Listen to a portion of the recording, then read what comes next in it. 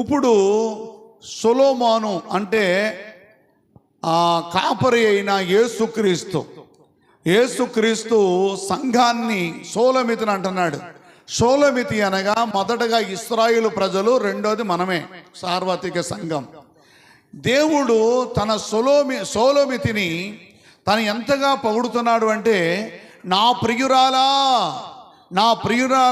నువ్వు సుందరివి, నీ కనులు గువ్వ కనులు అనే మాట మీద సంఘాన్ని దేవుడు పోలుస్తున్నాడు.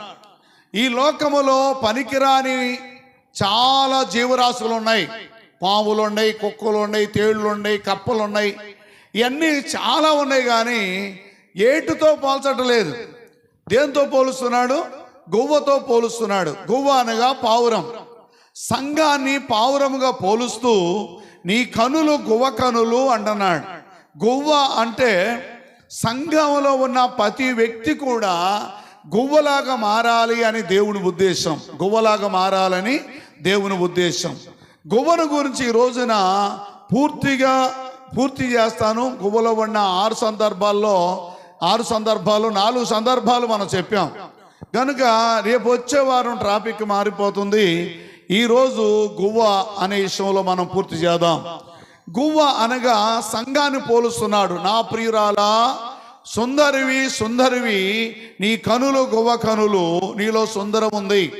కాకి అని పోలుతులేదు, నక్క అని పోలుతులేదు, కుక్క అని పోలుతులేదు, ఇంకా పనికిరాని వస్తువులు చాలా ఉన్నాయి జీవరాశుల్లో, దాన్ని ఏం పోల్చట్లేదు. కానీ నువ్వు గువ్వవి, నువ్వు పావురము, నీ పావురము కనులని అని దేవుడు సంఘాన్ని చక్కగా పోలుస్తున్నాడు.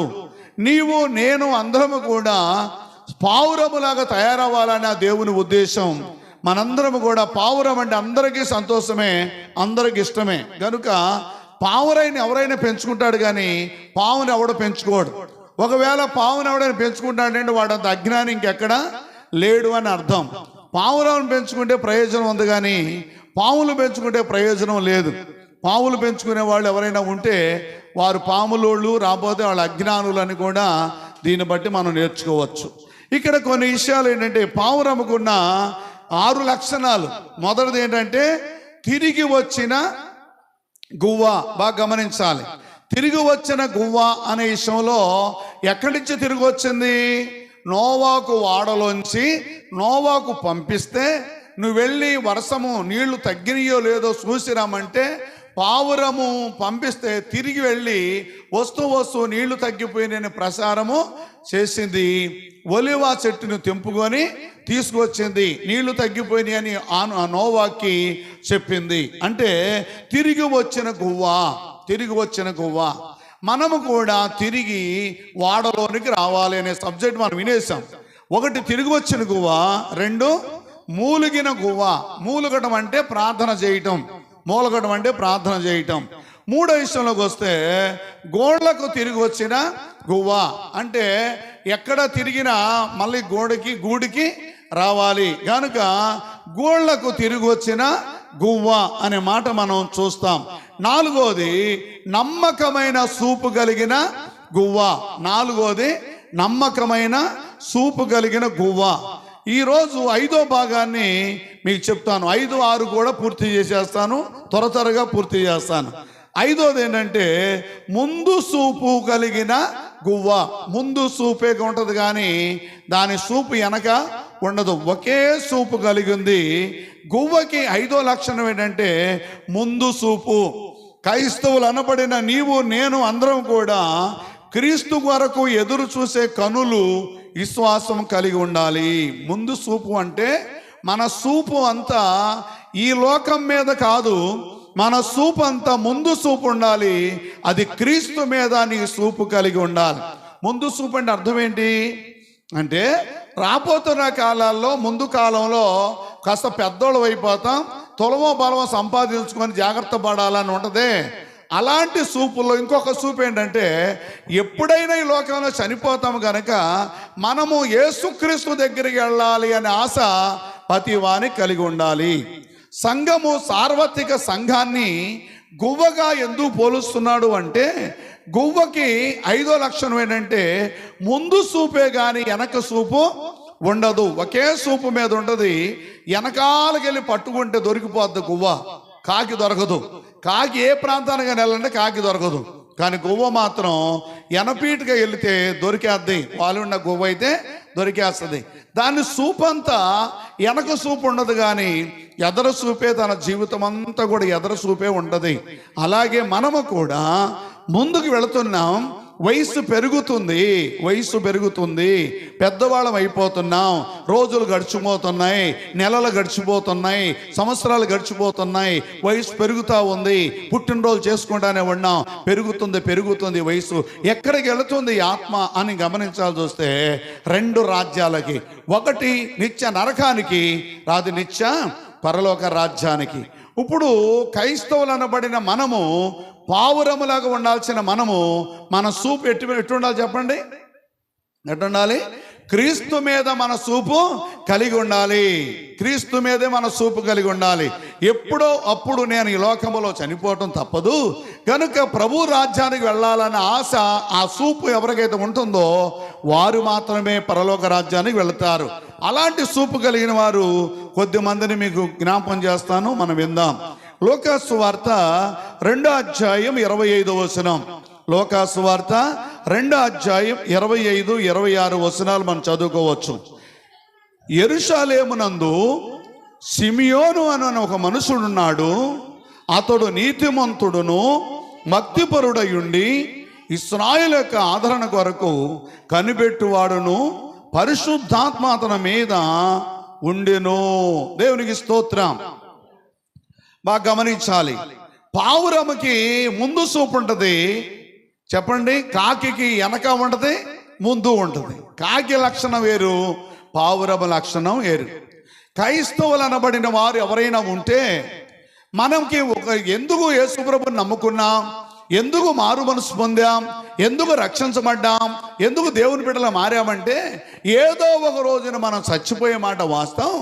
ఈ ఆత్మ నరకానికి వెళ్ళకోకుండా పరలోక రాజ్యానికి వెళ్ళాలని ఆశతోనే ప్రభుని నమ్ముకున్నాం. అలాగనుకున్న వాళ్ళందరూ దేవుని స్తోత్రం చెల్లిద్దాం. మంచిది. ఎక్కడికి వెళ్ళాలని? మనకి పరలోక రాజ్యానికి వెళ్ళాలని, యేసుక్రీస్తు దగ్గరికి వెళ్ళాలని. అంటే క్రైస్తవులు అనబడిన వారే పరలోక రాజ్యం మీద మనసు కలిగి ఉంటారు, కానీ క్రైస్తవులు కానివారు మాత్రం వాళ్ళకి ఏమీ తెలియదు కనుక అన్ని రకాలుగా చూసుకుంటుంటారు. ఇప్పుడు క్రైస్తవులు అనబడిన నీవు పావురము అంటే నీ సూపు అంతా ఎలాగుండాలంటే ముందు సూపే ఉండాలి. రేపొద్దున నేను ఏమైపోయినా ప్రభు రాజ్యం వెళ్ళాలి, ప్రభు దగ్గరికి వెళ్ళాలన్న సూపు నీ ఎప్పుడు కూడా ముందు సూపు ఉండాలి. ఈయన ఎవరు అంటే సిమియోను అనే వ్యక్తి. ఈయన ఏం చేసేవాడు అంటే దేవుని మందిరములో యాజకత్వం చేసేవాడు. అందరికీ పేర్లు పెడతాం, బలులు అర్పించటం, ప్రార్థన చేయటం, ఆరాధన చేయటం, వాక్యం చెప్పటం, ఇలాంటి లక్షణాలు కలిగిన వాడు సిమియోను. ఈ సిమియోనాను నీతిపరుడు, యథార్థపరుడు, భక్తిపరుడు. వయసు చాలా వచ్చేసింది. ఆయన ఆలోచనలన్నీ ఎలాగుంటాయి అంటే ఇక్కడ సంపాదించుకోవాలి, ముడి పెట్టుకోవాలి, బ్యాంకులు అకౌంట్ చేసుకోవాలి, ఇంకేదో స్థలాలు కొనాలి, పొలాలు కొనాలని లేదు. ఎందుకంటే ఆయన వయసు అయిపోయింది. వయసు అయిపోయింది. ఆ వయసు అయిపోయిన తర్వాత ఆయనకు ఆలోచన ఏంటంటే నేను ఎప్పుడైనా చనిపోతాను, నాదా నన్ను ఎప్పుడు తీసుకెళ్తావు నీ రాజ్యానికి అని ఎదురు చూస్తున్నాడు. ఎవరి కోసం అంటే ప్రభు అయిన యేసు కోసం. ఒక రోజున ప్రవర్శనం చేత అంటే దర్శనములో సిమియోనానికి ఒక దేవదూత వచ్చి మాట్లాడింది. సిమియోనాను, నిన్ను ఇప్పుడు చనిపోవు, నువ్వు యేసుక్రీస్తు ఈ లోకములో పుట్టాలి, కన్య మరియ గర్భాన పుట్టాలి. పుట్టిన తర్వాత ఆ పిల్లోని నీ దగ్గర తీసుకొస్తారు. నీ చేతుల మీద నువ్వు ఎత్తుకొని ఆ యేసు ప్రభును ఆశీర్వదించిన తర్వాత, యేసు ప్రభును చూసిన తర్వాత నువ్వు చచ్చిపోతావు. అప్పుడు వరకు కూడా నువ్వు సావు అని దేవదూత మాట్లాడిందంట. అర్థమవుతుంది కదా? అంటే అప్పుడు చనిపోతావు, కానీ అప్పుడుదా చనిపోవని సిమియోనానికి ఎదురు చూస్తే యేసు ప్రభువు ఎప్పుడు వస్తాడని ఎదురు చూస్తున్నాడు. బెత్లెహేములో యేసు ప్రభు పుట్టిన తర్వాత, బెత్లెహేములో యేసు ప్రభు జన్మించిన తర్వాత మరియమ్మ యేసేపు ఇద్దరు కలిసి బయలుదేరి ఆ సిమియోను దగ్గరికి వచ్చి చేతుల్లో పెట్టారు. అప్పుడు ప్రార్థన చేస్తున్నాడు, నాదా నేను కోరుకున్న రాజ్యం, నేను కోరుకున్న రాజ్యము నాకు ఇవ్వటానికి రెడీగా ఉన్నావా అని. ఈ లోకములో పావురము లక్షణము కలిగిన వారు ఒక్కరే ప్రభు వైపు చూస్తారు తప్ప ఈ పావురము లక్షణం లేని వాళ్ళు ఎవరు కూడా లోకం వైపే చూస్తారు. మన జీవితం ఎప్పటికైనా సరే ఎంతమంది బంధువులున్నా, రక్త సంబంధులు ఉన్నా, ఆస్తులున్నా, మేడమిద్దులున్నా, అందమున్నా, ఔశ్వర్యమున్నా, ఏది ఉన్నా ఈ లోకమంతా కూడా ఒక రోజున సున్నాగా మారిపోద్ది. అంటే కారణం ఏంటి తెలుసా? కళ్ళు తెరిస్తే మనకి కళ్ళు వెలుగు, కళ్ళు మూస్తే చీకటి. నోరు తెరిస్తే శబ్దం, నోరు మూస్తే నిశ్శబ్దం. మానవ జీవితం తాత్కాలమైన లోకంలో ఉన్నాము కనుక నీవు పావురములాగా మారాలంటే మొదటగా మారు మనసు పొందాలి, రక్షించబడాలి, దేవుని బిడ్డలుగా మారాలి, దేవుని యందు భయభక్తులు కలిగి జీవించాలి. ఈ సిమియోనాను అట్టి దేవాలయంలో యాజకత్వంగా చేస్తూ పాస్టర్ గారుగా ఉంటూ అన్యాయాన్ని వదిలిపెట్టుకొని, పాపాన్ని వదిలిపెట్టుకొని యథార్థంగా జీవిస్తున్న సిమియోనాను ఏమంటున్నారు చూడండి. యెరూషలేమునందు సిమియోనాను ఒక మనుషుడున్నాడు, అతడు నీతిపరుడు. దేవునికి స్తోత్రం. అమ్మా, పావురములో ఉన్న లక్షణం ఏంటంటే అది ముందు చూపు ఉన్నోళ్ళు ఎవరైనా ఉంటే మొదటగా మనం చేయాల్సిన పని ఏంటంటే నీతిని కాపాడుకోవాలి. నీతి మనలో లేకపోతే శూన్యమైపోతాం. నీతి మనకు చాలా అవసరం. అందుకే నోవాకుతో దేవుడు అంటున్నాడు, నీ తరములో నీవే నాకు నీతిమంతుడుగా కనిపిస్తున్నావు. కనుక ఈ జలప్రళయములో జనాభా దుర్మార్గులై, పాపిష్టులై, పాపం చేస్తూ, అక్రమాలు చేస్తూ, పెళ్ళిళ్ళు చేసుకుంటూ, అన్యాయాలు చేస్తూ, అక్రమాలు చేస్తూ, దుర్నీతి చేస్తూ, పనికిమాలను చేస్తున్న ఈ ప్రజలందరినీ నీళ్లతో నేను వీళ్ళందరూ చంపబోతున్నా. కానీ ఈ తరములో నువ్వక్కడవే నీతిమంతుడు అయి ఉన్నావు గనుక నీ నీతిని బట్టి నిన్ను, నీ భార్యను, నీ పిల్లలను, నీ కోడలను కూడా రక్షిస్తాను అని దేవుడు అభయమిస్తున్నాడు. దేవునికి స్తోత్రం చెబుదాం. ప్రియులారా, గమనిస్తున్నారా? సిమియోనులో ఉన్న గొప్ప అద్భుతం ఏంటంటే, సిమియోనులో ఉన్న గొప్ప లక్షణం ఏంటంటే ఈ లోకములో అవినీతి ఉంది, దుర్నీతి ఉంది, పనికిమాలిన ఎన్నో ఉన్నాయి, కానీ వీటి మీద ఆశ లేదు ఆయనకి. ఆయన ఆశ అంతా, ఆయన ఆలోచన అంతా ప్రభువు మీదే దృష్టి కలిగి ఉంది.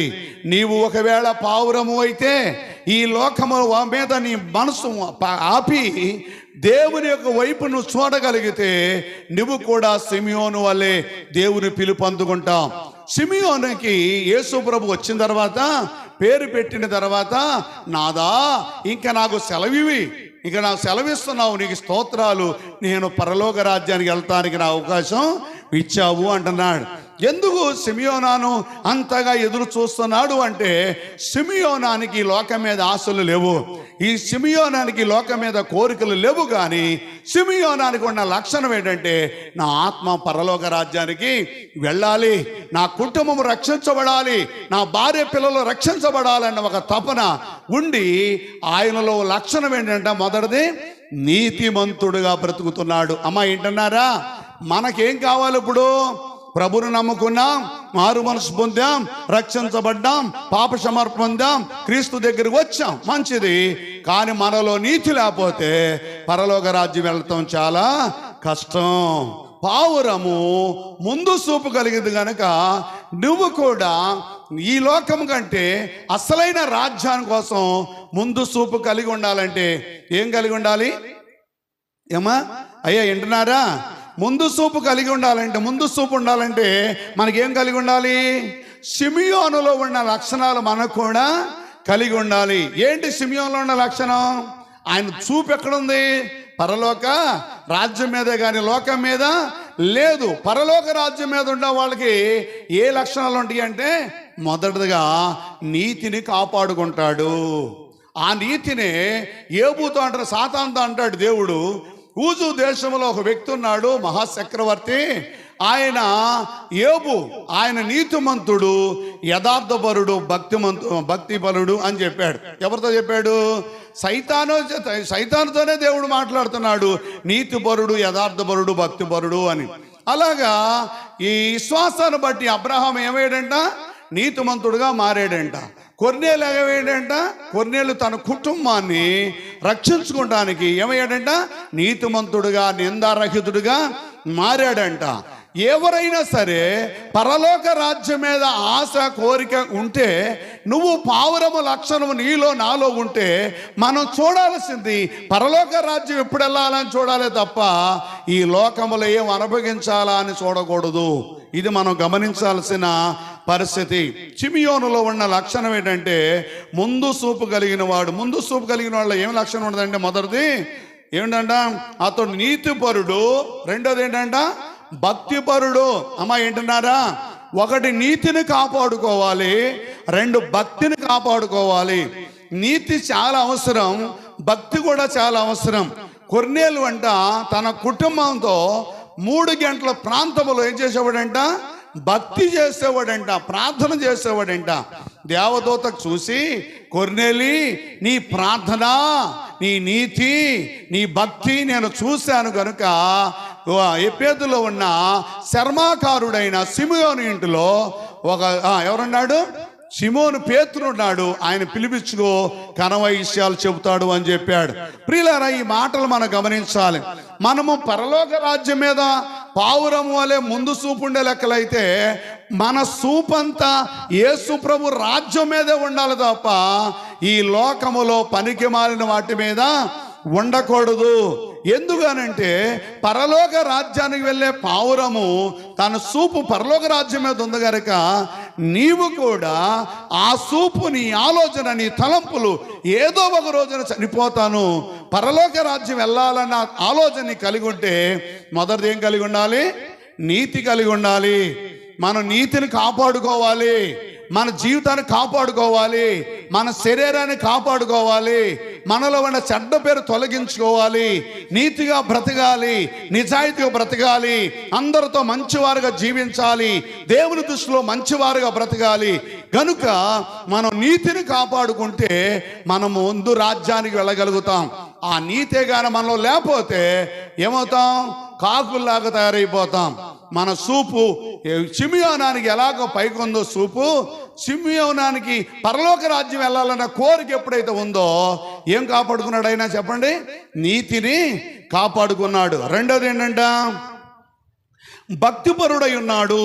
తర్వాత ఇశ్రాయేలు కొరకు ఆదరణగా ఉన్నాడు. నీవు నేను కుటుంబంలో ఆదరణగా ఉండాలి, కుటుంబంలో ఆదరణగా ఉండాలి, సంఘములో ఆదరణగా ఉండాలి, దిక్కులేని పిల్లల పట్ల ఆదరణగా ఉండాలి, అందరి వరకు ప్రార్థన చేయాలి. నీ బంధువుల వరకు, స్నేహితుల వరకు, రక్త సంబంధుల వరకు, నీ బంధువులందరి వరకు కూడా నువ్వు ప్రార్థన చేసి ఆదరించేవాడిగా ఉండాలి, కానీ నష్టపెట్టేవాడిగా ఉండకూడదు.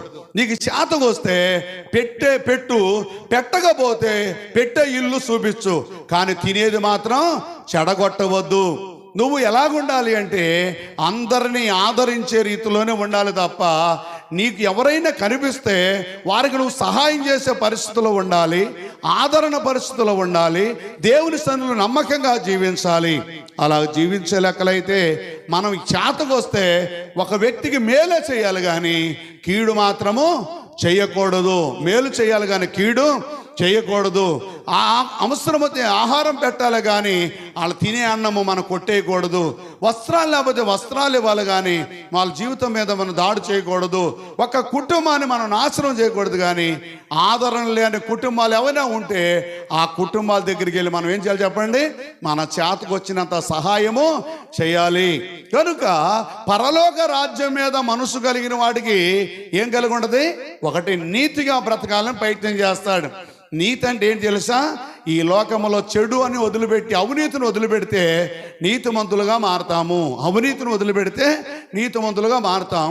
నీతిమంతుడైన యేసు రక్తంలో కడగబడితే నీతిమంతులుగా తయారవుతాం.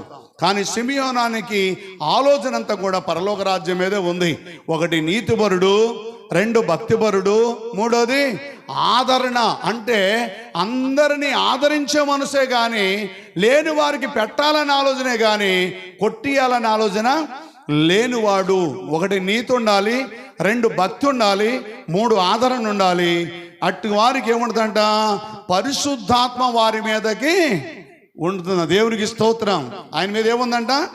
పరిశుద్ధాత్మ అతని మీద ఉందంట. పరిశుద్ధాత్మ చేత చూడండి 26వ వచనం. అతడు ప్రభు యొక్క క్రీస్తును చూడక మునుపు మరణము పొందడని పరిశుద్ధాత్మ చేత బయలుపరచబడిను. పరిశుద్ధుడై అతను దేవాలయములో ఉండెను. దేవునికి స్తోత్రం. అంటే పరిశుద్ధాత్మ ఎప్పుడైతే వస్తుందో మన మీదకి, అప్పుడే మనం పరిశుద్ధులుగా మారతాము. పరిశుద్ధాత్మ మనలో వచ్చినప్పుడు మనల్ని పరిశుద్ధపరుస్తాడు, మన అవిధేయతలు తొలగిస్తాడు. కనుక సిమియోనులో ఉన్న గొప్పదనం ఏంటంటే పరిశుద్ధాత్మ కలిగిన వాడు, దేవుని ఆత్మతో నింపబడిన వాడు, పరిశుద్ధుడిగా బ్రతికాడు, యథార్థంగా బ్రతికాడు, యథార్థంగా జీవితాన్ని కొనసాగించాడు. ప్రియమైన దేవుని పిల్లలారా, ఎందుకు ఇలా నీతిమంతుడిగా ఉన్నాడు? ఎందుకు భక్తిపరుడిగా ఉన్నాడు? ఎందుకు ఆదరణకర్తగా ఉన్నాడు? ఎందుకు పరిశుద్ధాత్మను పొందాడు అని అంటే ఆయనకు ఆశ అంతా కూడా ఈ లోకం మీద లేదు, కానీ పరలోక రాజ్యం మీద ఆయన ఆశ. దేవునికి స్తోత్రం. ఈ రోజున మనుషుల ఆశలు ఎలాగున్నాయి అంటే ఇంకా ఇంకా ఏదో సాధించాలని ప్రయత్నం చేస్తున్నారు చాలామంది. ఏ సమయంలో ఏమవుతామో తెలియదని భయం లేదు ఇవాళ, ఇంకా సాధించాలని. అందుకేనంట 72 సార్లు కొట్టాల్సిన గుండి ఏం చేస్తుందంట? యవనస్తుల్లో టీవీలు సినిమాలు చూడటం ద్వారా ఏమవుతుంది? 72 సార్లు కొట్టాలి గుండె ఎప్పుడు కూడా. ఎక్కడి నుంచి lip tick dip tick dip tick tick tick కొట్టాలి 72 సార్లు. ఈ 72 సార్లు కొడుతున్న డిప్ టిక్ డిప్ టిక్ కొడితే, నిమిషానికి 72 సార్లు కొడితే మనిషి బతుకుతాడు. ఈ గుండెగాన కొడతాం ఆగిపోయింది అంటే చచ్చిపోతాడు. ఇప్పుడు యవనస్తుల హృదయాలు ఎలా ఉన్నాయి అంటే, ఎంత భక్తి చేసినా, ఎంత ప్రార్థన వచ్చినా వాళ్ళ ఆలోచనలు వేరుగా ఉంటాయి, వారి తలంపులు వేరుగా ఉంటాయి, వారి చూపులు వేరుగా ఉంటాయి. ఇప్పుడు లిప్టిక్ డిప్టిక్ డిప్టిక్ కొట్టాల్సింది ఏం చేస్తుంది? ఇప్పుడు యవనస్తుల్లో లౌటిక్ కొడతా ఉంది. వాళ్ళ గుండె హృదయాలు డిప్టిక్ కొడతల్లా, tick tick tick tick tick tick tick కొట్టాల్సిన గుండెలు ఏమవుతున్నాయి ఇప్పుడు? చెప్పండి. ఎక్కడ చూసినా ప్రేమ ప్రేమ, లవ్ లవ్ లవ్ అని పరిగెడుతున్నారు తప్ప, ఈ పనికి మాలిన విషయాల కోసం పరిగెడుతున్నారు తప్ప, సినిమాల కాడ, టీవీల కాడ, సీరియల్ కాడ కూర్చోబట్టి ఎన్నిసార్లు కూర్చుంటారు తప్ప, చర్చిలోకి వచ్చి కూడా కొంతమంది టీవీలు ఓపెనింగ్ చేసేవాళ్ళు, చెల్ల ఓపెనింగ్ చేసేవాళ్ళు ఉన్నారు. చర్చిలోకి వచ్చి కూడా చెల్ల ఓపెనింగ్ చేసి మళ్ళీ పనికిమాల బొమ్మలు చూసేవాళ్ళు ఉన్నారు. ఆ పనికిమాల బొమ్మలను డౌన్లోడ్ చేసుకొని జాగ్రత్త పెట్టుకునే వాళ్ళు ఉన్నారు. వీళ్ళ మనసు అంతా, వీళ్ళ ఆలోచన అంతా, వీళ్ళ తలంపులు అంతా ఎలాగున్నాయి అంటే, ఈ tick tick tick tick tick tick కొట్టాల్సిన గుండె ఏమవుతుంది ఇప్పుడు? చెప్పరేంటి అమ్మా? 72 సార్లు కొట్టాల్సింది ఏమవుతుంది? ఇది love tick love tick love tick love tick love tick, ప్రేమ ప్రేమ ప్రేమ ప్రేమ. 72 సార్లు కొట్ట మధ్యలో కొట్టిందంటే ఆగిపోద్ది, అవుట్ అవుట్. సరే, ఈ యవనస్తులు అంటే అలా వయసు ఉంది కనుక లవ్ టిక్ కొడుతుంది. ముసలోళ్ళు కూడా కొడతా? చెప్పండి. ముసలోళ్ళు కూడా అసలు వాళ్ళకు కూడా లవ్ టిక్లకు వయసు అయిపోయింది, ఇంతవరకు వచ్చా ఇంకెందుకులే అనుకుంటున్నా. ఇక వాళ్ళకు కూడా ఆలోచన, అదే ఆలోచన. సరే, ఆ సంగతి అలా ఉంచండి. పోనీ పెద్దోళ్ళు అయిపోయాం, ఇంతవరకు సంపాదించాం, ఏదో రూపాయి సంపాదించి పక్కన పెట్టుకున్నాం, ఎంత బాగానే ఉంది, ఎక్కడెక్కడ దాచాం, పిల్లలకి వాళ్ళకి ఇచ్చేసాం, ఇంకెందుకులే ప్రభు సన్నిధిలోని నమ్మకం బతుకుదాం అనుకోరు. ఇంకా డబ్బులు పోగు చేయాలని ముళ్ళు మీద ముళ్ళు, ముళ్ళు మీద ముళ్ళు, ముళ్ళు మీద ముళ్ళు వేస్తానే ఉంటుంటారు. ఎందుకయ్యా వయసులో సంపాదించావుగా, కష్టపడ్డావుగా, ఇంకా కష్టపడి కూర్చొని చక్కగా ప్రార్థన చేసుకోమంటే భలే వాళ్ళండి ఇప్పుడు ముడేసుకోవాలి, ఇంకా ముడేసుకుంటారు. ఇంకా డబ్బులు ఉన్న డబ్బును ముడేసుకొని సరిపెట్టుకోరు, ఇంకా ముళ్ళు వేసుకుంటారు. వీళ్ళ హృదయాల్లో tick tick tick tick tick tick కొట్టుకోండి. ఏం కొడుతుంది ఇప్పుడు చెప్పాలి? డబ్బు టిక్ డబ్బు టిక్ డబ్బు టిక్ డబ్బు టిక్. వీళ్ళ గుండెలంతా డబ్బు టిక్కే. అంటే వీళ్ళ జీవితాలు 72 సార్లు కొట్టుకోవాల్సినవి ఏమైపోతున్నాయి? మధ్యలో ఆగిపోతున్నాయి. ఒకటి లవ్ టిక్కు, 2 డబ్బు టిక్కే తప్ప సావు టిక్కు లేదు. ఎప్పుడు చచ్చిపోతాడో తెలియదు. కనుక మన గుండెను 72 సార్లు కొట్టాలంటే మనం దేవుని వాక్యానుసారంగా జీవించాలి. ఇది మనం నేర్చుకోవాలి. సిమియోనులో ఉన్న గొప్పతనం ఏంటంటే, వయసులో ఎలాగున్నాడో తెలియదు కానీ యాజకత్వంగా ఉన్నాడు, దేవుని మందిరంలో ఉన్నాడు, వాక్యం చదివేవాడుగా ఉన్నాడు, పాటలు పాడేవాడుగా ఉన్నాడు, ప్రార్థన చేసేవాడుగా ఉన్నాడు, దేవుని స్తుతించేవాడుగా ఉన్నాడు. ఎవరు పాడాలి పాటలు, ఎవరు చెప్పాలి వాక్యం అంటే, కొంతమంది బోధకులు చేయాల్సినవన్నీ చేస్తూనే ఉంటారు, కానీ పెద్ద ప్రసంగాలు చేస్తూ ఉంటుంటారు, ప్రజలను అమాయకులుగా చేస్తుంటారు. కొంతమంది పాటలు పాడతారు, మారు మనసు లేకుండా పాటలు పాడితే ప్రయోజనం ఏమీ లేదు. మారు మనసు ఉండాలి, మొదటగా మారు మనసు కలిగి ఉండాలి. ఇంకో విషయం చెప్పనా, ప్రసంగం చేసేవాళ్ళు కానీ పాటలు పాడేవాళ్ళు సంతోషంగా ఉంటుందని మనం పాడతాం, కానీ సైతాన్ ఏమంట తెలుసా, అరే నువ్వు నీకు జీవితమే సరిలేదు, మళ్ళీ నువ్వు పాటలు పాడుతున్నావా, నువ్వు వాక్యం చెబుతున్నావా, నువ్వు సరి చేసుకో అని చెప్పొద్ది, సరి చేసుకో అని చెప్పొద్దు. కారణం ఏం తెలుసా, మన జీవితంలో ఏం చెప్పినా ఏం చేసినా పౌలు అంటాడు, నువ్వు ఇతరులకు బోధించిన నువ్వు భ్రష్టుడు అయిపోతావేమో చూసుకో. ఆయన బాధపడుతున్నాడు పౌలు. ఒకసారి అంటున్నాడు, నేను అందరికీ బోధిస్తున్నాను, అందరూ సువార్త సంఘాలు కడుతున్నాను, ఒకవేళ నేను భ్రష్టుడిని అయిపోతానేమో అని భయపడుతున్నాడు. ఆ భయం చెప్పే సేవకుల్లో కూడా ఉండాలి. దేవుని స్తోత్రం చెల్లిద్దామా? చెప్పే సేవకుల్లో కూడా ఉండాలి. ఏది బోధిస్తున్నాడో అది చేయగలిగినోడైతేనే బోధించాలి, చేయలేకపోతే కూర్చోవాలి అంతే తప్ప చేసే పనులు ఇష్టానుసారంగా చేసి దేవుని సన్నిధిలో భక్తులని చెప్పుకుంటే ప్రయోజనం లేదు. ప్రియమైన దేవుని పిల్లలారా, మన క్రియలు చెడ్డవైతే, మన ఆలోచనలు చెడ్డవైతే, మన ఊహలు చదివే మంచి కాబోతే మనము దేవుని మందిరాన్ని కూడా మందిరములకు వచ్చి కూర్చోవచ్చు, కానీ దేవుని మందిరంలోకి వచ్చి బోధించడానికి కానీ పాడటానికి అవకాశం లేదు. ఉజ్జా అన్నవాడు ఏం చేశాడు, దేవుని మందస్థాన్ని పడిపోతుందని ఏం చేశాడు, దన్నమంట పట్టుకున్నాడు. తప్ప చేసింది తప్పే. ఎలాంటి తప్పు చేశాడు తెలుసా, అభినాదాబు ఇంట్లో 20 సంవత్సరాలు మందస్థం ఉంది. అభినాదాబు పెద్ద కొడుకు మందస్థం దగ్గర కాపలా కాశాడు, కానీ ఉజ్జా అన్నవాడికి ఏ ఇంట్రెస్ట్ లేదు మందస్థం మీద. ఎందుకంటే 20 సంవత్సరాలు అభినాదాబు ఇంట్లో ఉంది మందసం. ఆ మందసం దగ్గర యాజకుడు ఎవరిని పెట్టాడంటే తన పెద్ద కొడుకుని పెట్టాడు, చిన్న కొడుకు సంబంధం లేదు. అలాంటి పరిస్థితుల్లో ఎప్పుడైతే మందసాన్ని తీసుకొని దావీదు తీసుకొచ్చేస్తున్నాడో ఈయనలో ఉన్న బాధ కాదు, తీసుకెళ్ళిపోతా ఉంటుంటాను పెద్ద కొడుకు బాధపడుతున్నాడు, చిన్న కొడుకు మాత్రం సంతోషంగానే పంపిస్తున్నాడు. దేవుని బాధ ఏంటంటే ఆ మందసం పట్టుకోగానే ఎందుకు చచ్చిపోయాడంటే మందసం పట్టుకునే అర్హత ఉజ్జాకి లేనే లేదు. విన్నారా? ఉజ్జాకి లేనే లేదు. మీరు అనుకోవచ్చు మేము పాడుతున్నాంగా, మేము వాక్యం చెబుతున్నాంగా, మేము చెబుతున్నాంగా అనుకుంటే మీరు ఆత్మీయంగా అనగారిపోయే అవకాశం. సైతాన్ని ఎవరి మీద ఉన్న చూపు తెలుసా? ఎవరైతే బాగా ప్రసంగాలు చేస్తారో వాడి మీదే చూపు ఉంటుంది, ఎవరైతే బాగా పాటలు పాడతారో వారి మీదే సైతానికి చూపు ఉంటుంది. ఎందుకంటే మనల్ని పడగొడితే అందరిని పడగొడటానికి అవకాశం ఉంటుంది. కనుక పాటలు పాడినా, వాక్యం చెప్పినా, సాక్ష్యం చెప్పినా, మౌతు పట్టుకొని సాక్ష్యం చెప్పిన వాళ్ళు 3 మంది మానేశారు మన చర్చి. నీకు తెలుసో తెలీదో? మన దగ్గర ఆయన ఉండేవాడు, పేరు చెప్పంలే, మౌతు పట్టుకున్నాడంటే చాలు ఏమో అసలు ఆయన చెబుతా ఉంటుంటే నా గుండె కరిగిపోయేది ఇక్కడ ఐస్ గట్లాగా. అలా చెప్పాడు, వాళ్ళ చర్చిలో లేడు ఆయన. కారణం తెలుసా, నువ్వు మైకి పట్టుకొని బోధిస్తే, నువ్వు మైకి పట్టుకొని సాక్ష్యాలు చెబితే, నువ్వు మైకి పట్టుకొని పాటలు పాడితే సైతాను నిన్ను ఏదో రకంగా పట్టేస్తాయి చూద్ది. నిన్ను పడగొడితేనే కానీ అవకాశానికి ఛాన్స్ దొరికే అవకాశం చేద్ది. సరే, నా పాటలను వెళ్తున్నా.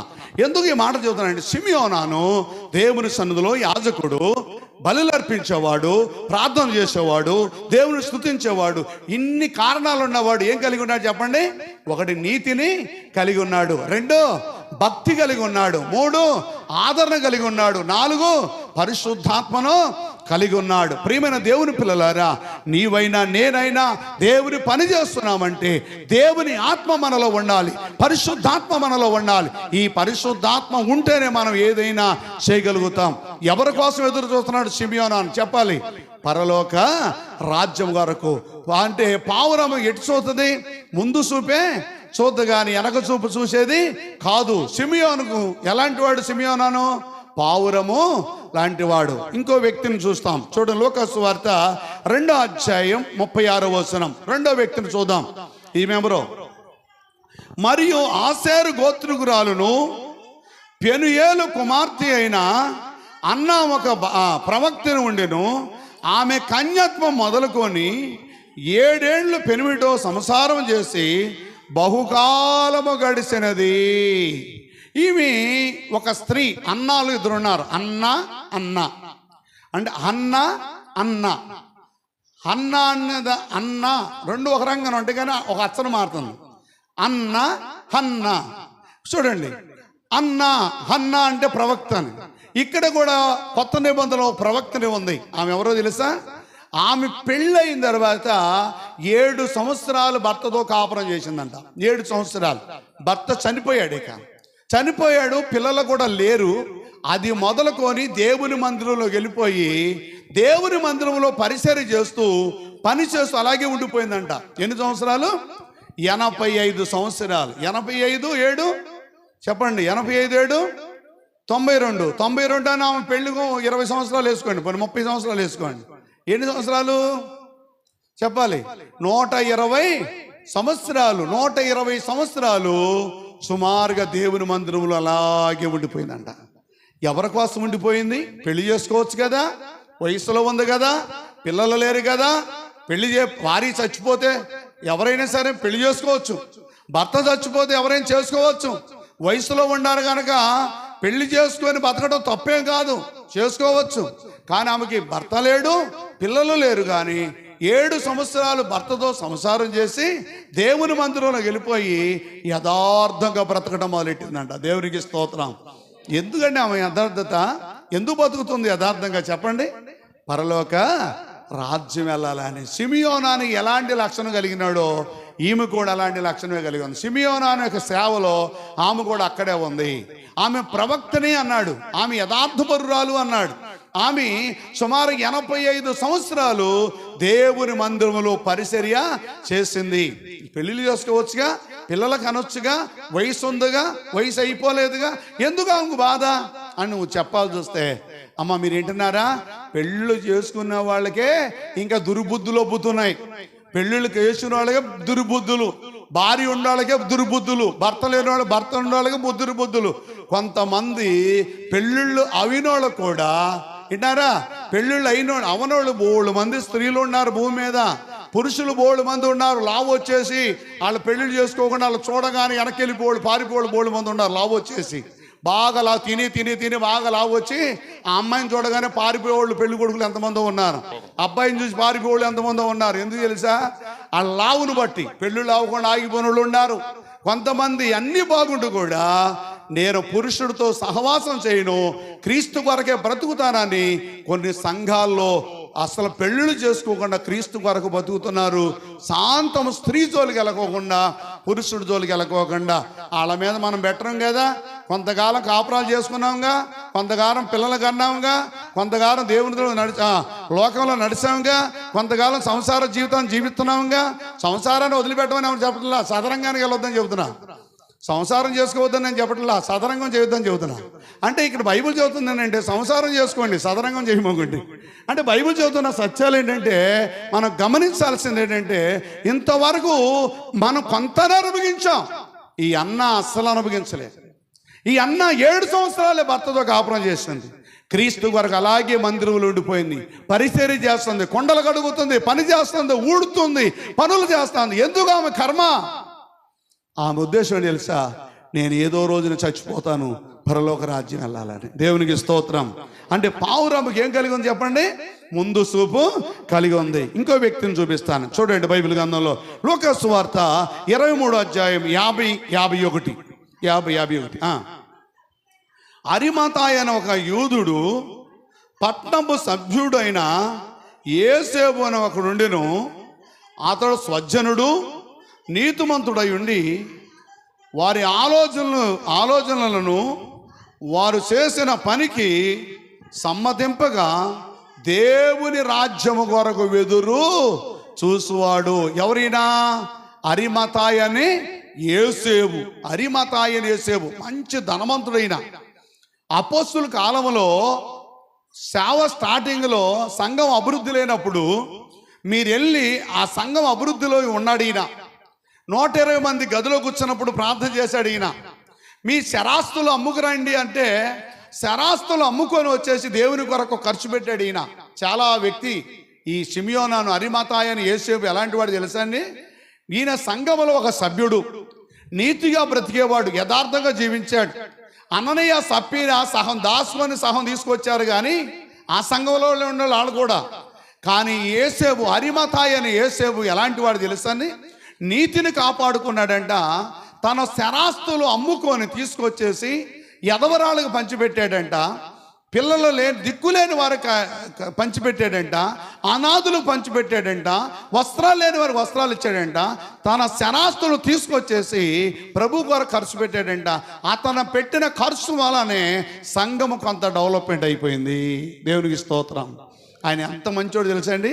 నీతిమంతుడండి. తన సొమ్ము ఖర్చు పెట్టేవాడండి. ఎవరి కొరకు ఖర్చు పెట్టాడు? దేవుని కొరకు ఖర్చు పెట్టేవాడంట. అనాథులకు ఇచ్చేవాడంట అండి, ఎదవరాళ్ళకి ఇచ్చేవాడంట.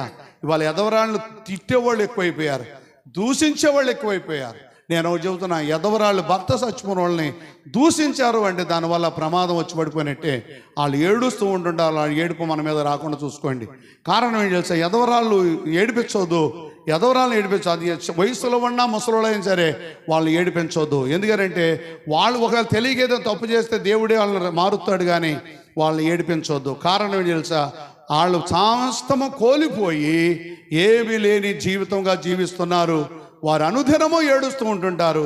వారి జోలికి మనం వెళ్ళొద్దు. ఇక్కడ ఎదవరాలకి తోడుపడేవాడంట, బట్టలు లేని వారికి బట్టలు ఇచ్చేవాడంట, చాలా సహాయపడేవాడంట. ఈ సిమియోనాను ఎవరి కోసం ఎదురు చూశాడంట? ఈ ఆస్తులన్నీ ఏం చేశాడు? ఆస్తులన్నీ దేవుని కొరకు ఇచ్చేశాడు. ఆస్తులన్నీ దేవుని కొరకు ఇచ్చేసి ఎవరి కోసం ఎదురు చూస్తున్నాడంట? దేవుని యొక్క రాజ్యం కొరకు. మనం చెప్పుకున్న ఈ పావురం, ఏ పావురం ఇది? ముందు చూపు కలిగిన పావురం. చెప్పండి, సిమియోనాను ముందు చూపు కలిగిన వాడు, అన్న ముందు చూపు కలిగింది. ఇప్పుడు అరిమతాయని యేసేపు ముందు చూపు కలిగిన వాడు. కనుక మనము కూడా ముందు చూపు కలిగి ఉండాలి తప్ప, ముందు చూపు ఏంటి అంటే అర్థం చేసుకోవాలి. ముందు చూపు అంటే అర్థం ఏంటంటే ఈ లోకము తర్వాత మన జీవితం ఏంటి అని ఆలోచన చేయాలి. కానీ ఇంకా కూడబెట్టి ఇంకా మూటలు కట్టి దేవుని కొరకు ఖర్చు పెట్టుకోకుండా, దేవునికి ఏమి ఇవ్వకోకుండా, మరి ప్రజలకు ఇవ్వకోకుండా, దిక్కులేని వాళ్ళు కాపాడకుండా, అనాథులను కాపాడకుండా, నీ సొమ్మంతా మూట కట్టుకొని నీ కొడుకులుగో నీ కూతురుగో ఇచ్చి వెళ్ళిపోతావు. తర్వాత నిన్ను చూసి ఒక బయటికి గెంటి పారేశారంటే తర్వాత ఏడుస్తూ ఉంటుంటావు. చాలామంది ఏం చేస్తారంటే ఉన్న డబ్బులన్నీ కొడుకులకి కూతురికి దారపోసేస్తారు. తర్వాత రోడ్లమ్మడి పడి సంచించుకొని అడుక్కుంటుంటారు కొంతమంది. అలా చేయొద్దు. కారణం ఏంటంటే జాగ్రత్తగా ఉండండి. ఎందుకంటే ఎవరిని నమ్మాలో ఎవరిని నమ్మకూడదో అర్థం కానీ రోజులు. మంచి కొడుకులు లేరని చెప్పను, మంచి కూతురు లేరని చెప్పను, ఉంటారు, మంచోళ్ళు ఉంటారు. కానీ వాళ్ళు మంచోళ్ళు అయితే నేను చూస్తారు. వాళ్ళు మంచోళ్ళు కాకపోతే నువ్వు మళ్ళా రోడ్లమ్మడి వెళ్ళిపోవాల్సి వస్తుంది. మనం ఒక ఆయన ఒకటే అడుక్కుంటున్నాడు రోడ్లమ్మట. ఒకరోజు నేను వెళ్ళినప్పుడు నేను సువార్త ప్రకటిస్తున్నాను ఒక అతనికి. అతను వచ్చి, అయ్యా నువ్వు పాస్టర్ గారువా అన్నాడు. అవునను. అయ్యా నేను దిక్కులేక ఈ రోడ్లంపు తిరుగుతున్నాను పెడంలో, నా పరిస్థితి ఇది అని చెప్పాడు. మీకు తెలుసు ఆయన పేరు చెప్పను, కారణం తెలిసే ఆ రోజున బాధపడుతున్నాడు. సరే దగ్గరికి వచ్చాడు, అయ్యా మీ చర్చి ఎక్కడ పలానా చోట వచ్చేసాడు. అయ్యా కాస్త అన్నం పెట్టండి అన్నాడు. సరే ఇక్కడ అన్నం తిని ఉండు, బట్టలు కట్టుకో, శుభ్రంగా ఉండు అని చెప్పిన తర్వాత ఇక్కడే ఉంటున్నాడు, భోజనం పెడుతున్నాను, తింటున్నాడు. అలా కాదయ్యా, ఎంతకాలం పెంచుతారు నన్ను ఎక్కడన్నా హాస్టల్లో పడేయ అన్నాడు. హాస్టల్లో వేశాను, చక్కగా శుభ్రం కొంతకాలం బతికాడు. కారణం తెలుసా? ఆయనకి 5 కొడుకులు ఉన్నారు. ఒక్కడు కాదు, 5 కొడుకులు. కానీ ఒక్కడు కూడా ఇంటికి రానివ్వాల. కనుక ప్రియులారు గమనిస్తున్నారా? ఎందుకు ఈ మాట చెబుతున్నాను తెలుసా? నీవు పెట్టాల్సిన ఖర్చు ప్రభు కొరకు ఖర్చు పెట్టు. దేవుని పని చేయి, ఏదో పనిముట్టు, దేవుని కొరకు ఖర్చు పెట్టు, దేవుని సన్నిధిలో ముందుకురా. దేవుడు నిన్ను దీవిస్తాడు. ఒకవేళ ఆ పరిస్థితి నీకు ఒక రోడ్డు ఎక్కాల్సిన పరిస్థితి వస్తే, ఇగో దేవుని దాసుడు ఉన్నాడు, ఎప్పుడుగైనా ఈ మందిరంలో రండి, నేను మిమ్మల్ని పోషిస్తా. దేవునికి స్తోత్రం. ఆ పరిస్థితి మీకు వస్తే మీరు ఏ ప్రమాదం కాడికి వెళ్ళొద్దు, ఇక్కడికి రండి మందిరంలోనికి, మీరు చచ్చిపోయే వరకు కూడా పోషిస్తా. ఎందుకు తెలుసా? ఆ దేవుడు మనల్ని పోషించమని దేవుడు పెట్టాడు. దేవునికి స్తోత్రం. ఇక్కడ చూడండి బైబిల్ గ్రంథంలో ఈ 3వ వ్యక్తి ఎవరంటే అరిమతాయనే యేసేపు. తన శరాస్తులు అమ్ముకొని తీసుకొచ్చేసి ఎక్కడ పెట్టాడంట? అపోస్తుల యొక్క పాదాల దగ్గర పెట్టి ఈ డబ్బును ఖర్చు పెట్టండి అని చెబితే పేతురు ఏమన్నాడు? ఈ డబ్బు నా చేతికి వద్దయ్యా, ఇక్కడ 7 సంఘ పెద్దలు పెడుతున్నాను, 7 సంఘ పెద్దలకి వాళ్ళ పరిచర్య చేస్తారని చెప్తే ఆ సంఘ పెద్దలు కూడా ఎలాంటి వాళ్ళు తెలుసండి? నమ్మకస్తులు. ఆ డబ్బుని ప్రభు కొరకు ఖర్చు పెట్టారంట. అలాగా నీవు నేను కూడా ఈ లోకంలో తినకూడదని కాదు, తిను, పడుకో, సుఖపడు, ప్రశాంతంగా ఉండు. కానీ అన్నీ బాగుండి, కుటుంబం చూసుకో, పిల్లలను చూసుకో, అంతా బాగానే ఉన్నాయి. కానీ ఒకటి మాత్రం మర్చిపోమాక, నీ డబ్బంతా మూట కట్టి ముడేసేదానికంటే ప్రభు కొరకు కొంత ఖర్చు పెడతా ప్రయత్నించాయి. అరిమతాయి అనే యేసేపు తన శరాస్తులు అమ్మి దేవుని కొరకు ఎందుకు ఖర్చు పెట్టాడంటే సంఘం అభివృద్ధి కావాలి, సంఘము ప్రయోజకులు మారాలి, సంఘం ఇంకా ప్రయోజకులు మారాలనే ఉద్దేశంతో ఖర్చు పెట్టాడు. కానీ ఆయన ఆలోచన ఏంటి తెలుసా? పరలోక రాజ్యంలో నాకు చోటు దొరికితే చాలు అని. ఈ మధ్య కాలంలో ఒక సంఘానికి, ఒక పాస్టర్ గారికి ఇక్కడ మన విజయవాడ ప్రాంతంలోనే ఒక ఎకరం వచ్చి సుమారు ఎకరం వచ్చి 12 కోట్ల రూపాయలంట. ఎకరం వచ్చి 12 కోట్ల రూపాయలు. ఒక రోజు నా మందిరం కోసం ప్రార్థన చేస్తుంటే ఆ సంఘంలో నా విశ్వాసకి పేరేపన వచ్చిందంట. నాకు ఈ ఏరియాలో 8 ఎకరాలన్నర ఉంది, 8 ఎకరాలన్నర కూడా నీ మందిరానికి ఇచ్చేస్తాను తీసుకోమని చెప్పాడంట. కొంతమంది